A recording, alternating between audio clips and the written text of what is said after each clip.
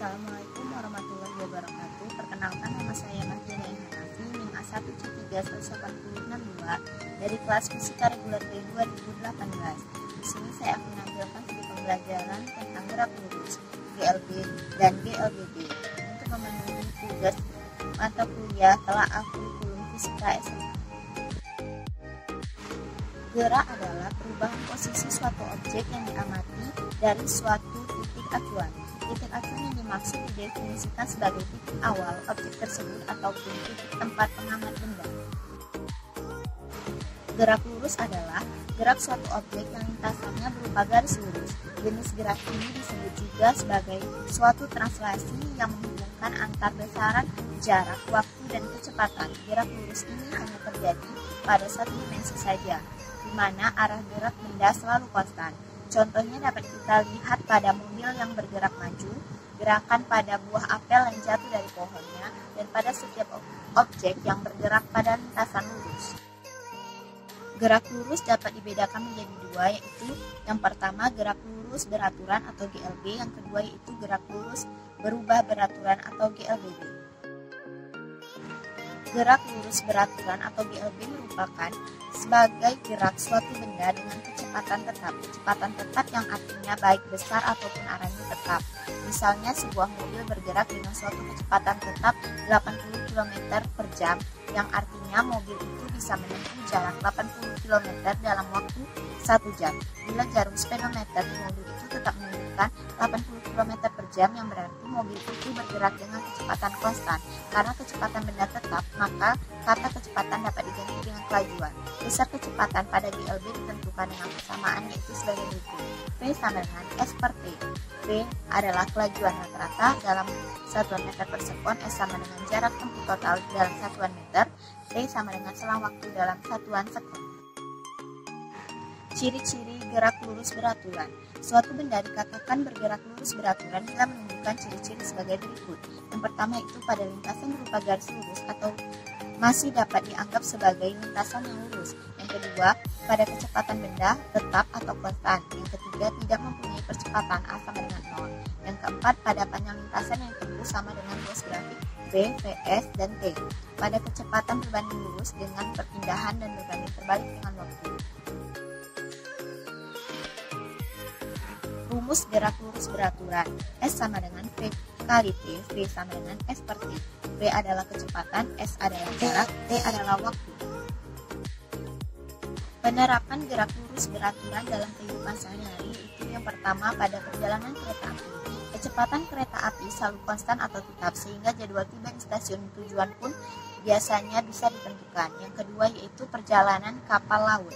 Kapal laut melakukan perjalanan dengan menyeberangi laut lepas, biasanya bergerak pada lintasan lurus dengan kecepatan tetap.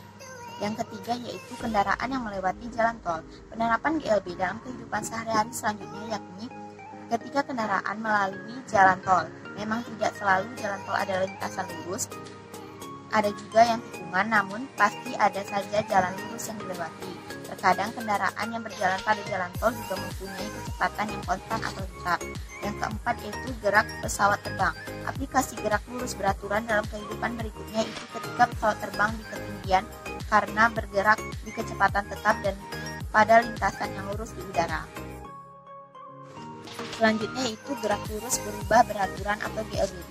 GLBB merupakan sebagai gerak suatu benda pada lintasan garis lurus dengan percepatan tetap. Karena percepatan tetap, maka dari itu percepatan rata-rata sama dengan percepatan sesaat. Percepatan merupakan besaran vektor, dengan demikian untuk menentukan suatu percepatan harus menentukan besar dan arahnya. Bila arah percepatan searah dengan gerak benda, maka diberi tanda positif. Jika pada percepatan berlawanan dengan gerak benda, maka diberi tanda negatif. Berikut ini persamaan pada gerak lurus berubah beraturan. VT sama dengan V0 ditambah T. S sama dengan V0 ditambah setengah A kali T kuadrat. VT kuadrat sama dengan V0 kuadrat ditambah 2AS. VT adalah kecepatan pada saat T dengan satuan meter per sekon. V0 sama dengan kecepatan awal dalam satuan meter per sekon. A sama dengan kecepatan dalam satuan meter per sekon kuadrat. S sama dengan jarak dalam satuan meter. T sama dengan waktu dalam satuan sekon. Ciri-ciri gerak lurus berubah beraturan. Suatu benda bisa dikatakan Bergerak lurus berubah beraturan jika menunjukkan ciri-ciri, yaitu sebagai berikut ini. Yang pertama itu lintasannya berupa garis lurus atau lintasan yang masih dianggap lurus. Yang kedua, pada kecepatan benda berubah beraturan naik atau turun. Yang ketiga, pada benda mengalami percepatan tetap A sama dengan konstan. Yang keempat, grafik V, VS, T miring ke atas atau ke bawah. Rumus gerak lurus berubah beraturan. Perubahan pada kecepatan secara beraturan setiap waktu disebut dengan percepatan. Dalam bentuk rumus, percepatan bisa ditulis sebagai berikut. A sama dengan delta V per T sama dengan Vt dikurang V0 per T. A adalah percepatan gerak dalam satuan meter per sekon min 2, V0 sama dengan kecepatan awal dalam satuan meter sekon min 1, Vt kecepatan akhir dalam satuan meter sekon min 1, T sama dengan waktu tempuh dalam satuan sekon, AV sama dengan perubahan kecepatan meter sekon min 1. Semua rumus pada GLBB dipercepat juga berlaku untuk GLBB diperlambat. Perbedaannya hanya terletak pada A. Untuk GLBB diperlambat, harga A negatif. Contoh penerapan gerak lurus berubah beraturan. Yang pertama itu gerak jatuh bebas. Gerak jatuh bebas merupakan salah satu contoh penerapan dari GLBB dipercepat. Alasannya karena saat benda tersebut jatuh, kecepatannya semakin lama mendekati tanah akan semakin besar.